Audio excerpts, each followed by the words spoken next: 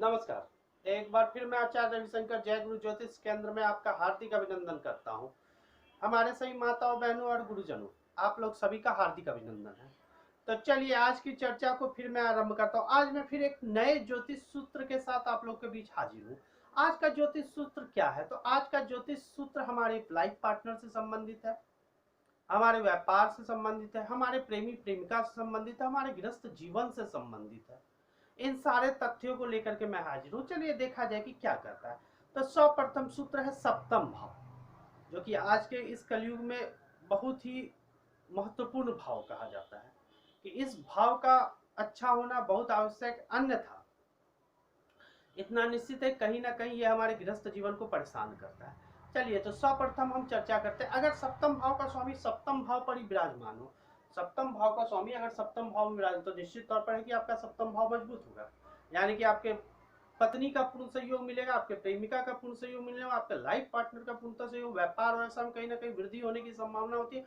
और इसी के साथ साथ यह चीज भी है कि आपके पत्नी के माध्यम से कहीं ना कहीं व्यापार में उन्नति होने की भी संभावना दिखती है, अगर सप्तम का स्वामी सप्तम भाव पर विराजमान हो, अपने घर में ही विराजमान हो। पहला ज्योतिष सूत्र।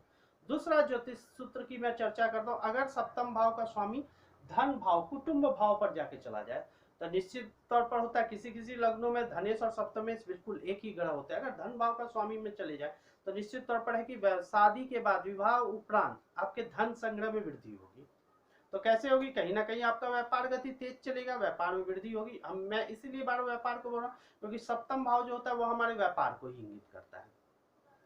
वाणी के माध्यम से काम बनने की संभावना, कुटुंबों का सहयोग, अगर आपने कुछ प्लानिंग कर रखी है, कुछ फाइनेंशियल प्रॉब्लम है, तो निश्चित तौर पर है कि अगर सप्तम भाव का स्वामी धन भाव में रहा तो आपको कुटुंब के माध्यम से धन प्राप्त करके एक व्यापार बनाने की संभावना दिखती हुई मुझे लगती है। तीसरा सूत्र, सप्तम भाव का स्वामी अगर प्राकर्म भाव में जाके विराजमान हो जाए, प्राकर्म भाव यानी कि तृतीय भाव, यहाँ आके थोड़ा सा कोई ग्रह कमजोर जरूर, क्योंकि अष्टम से अष्टम होने के कारण ये ग्रह थोड़ा सा यहाँ पर आने के बाद थोड़ा सा अपने प्रभाव में कमी जरूर दिखा, लेकिन ये चीज है कि कहीं ना कहीं आपके लाइफ पार्टनर के माध्यम से आपको कुछ राह मिलेगी और उस राह पर आप मेहनत करेंगे, जिसके फलस्वरूप आपके भाग्य में वृद्धि होगी।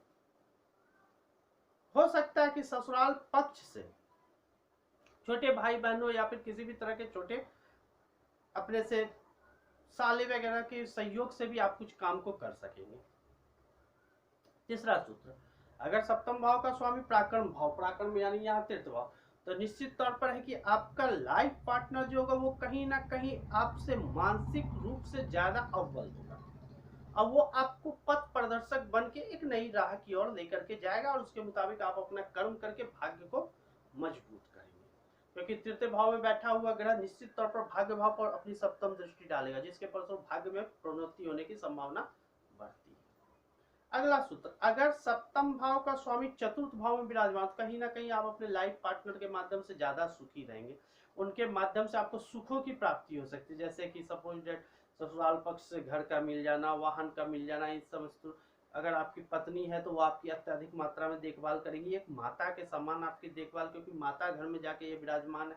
उसके साथ साथ दोनों के बीच में उत्तम सामंजस्य, गृहस्थ जीवन एक सुखी और संपन्नतापूर्ण बनता हुआ दिखाई पड़ता है, अगर सप्तम भाव का स्वामी चतुर्थ भाव यानी कि गृहस्थ भाव में जाके विराजमान हो जाए। और ये भी हो सकता है कहीं ना कहीं आप घर बैठे किसी भी तरह के व्यापार को घर से ही आप संचालित करें, क्योंकि ये चतुर्थ भाव हमारे गृहस्थ भाव, घर का भी भाव होता है, हमारा सुखी भाव होता है, हमारा माता का भाव होता है। इसके बाद अगला सूत्र, अगर सप्तम भाव का स्वामी पंचम भाव में विराजमान हो, पंचम भाव यानी कि हमारे प्रेम का भाव, विद्या बुद्धि का भाव, संतान का भाव, तो यहाँ इस ग्रह का बैठना मतलब 100% ये तय करता है कि आप प्रेम विवाह ही करेंगे। ये एक समीकरण है प्रेम विवाह से संबंधित सूत्र, कि अगर किसी की कुंडली में आपको देखना है कि इनका अरेंज मैरिज होगा या फिर लव मैरिज होगा, तो निश्चित तौर पर अगर सप्तम भाव का स्वामी पंचम, तो ये लव मैरिज की ओर इंगित करता है। दूसरा सूत्र ये होता है कि लाइफ पार्टनर को आप अत्यधिक प्यार करेंगे, उनको अत्यधिक सम्मान देंगे, आप लोग दोनों के बीच में प्रेम की कभी कोई कमी नहीं होगी।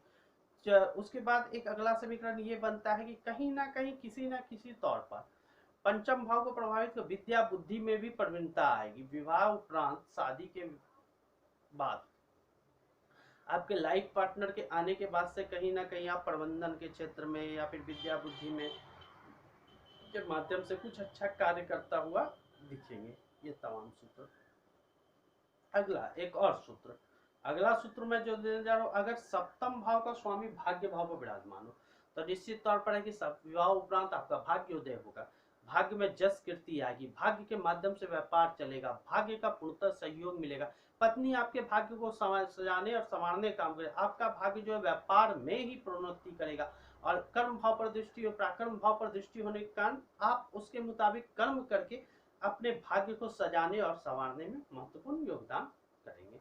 अगला और अंतिम सूत्र, यह सूत्र क्या करता है, अगर सप्तम भाव का स्वामी द्वादश पर जाके विराजमान हो जाए तो फिर क्या होता है। अगर सप्तम भाव का स्वामी द्वादश पर जाकर के विराजमान, निश्चित तौर पर है कि कहीं ना कहीं घरेलू जिंदगी में अनावश्यक तनाव पैदा करेगा, विवाह उपरांत आपसी पति पत्नी में एक सामंजस्य नहीं बनेगा, हो सकता है कि ये होते होते डाइवोर्स तक केसेस चल जाए, क्योंकि सप्तम पति का द्वादश भाव पर चले जाना ये कमजोरी हो जाता है, ये कमजोरी को इंगित करता है, आप लोग दोनों के संबंधों को, व्यापार को, गृहस्थ जीवन को, ये सब में आपसी सामंजस्य की कमी बनती हुई दिखाई पड़ती है।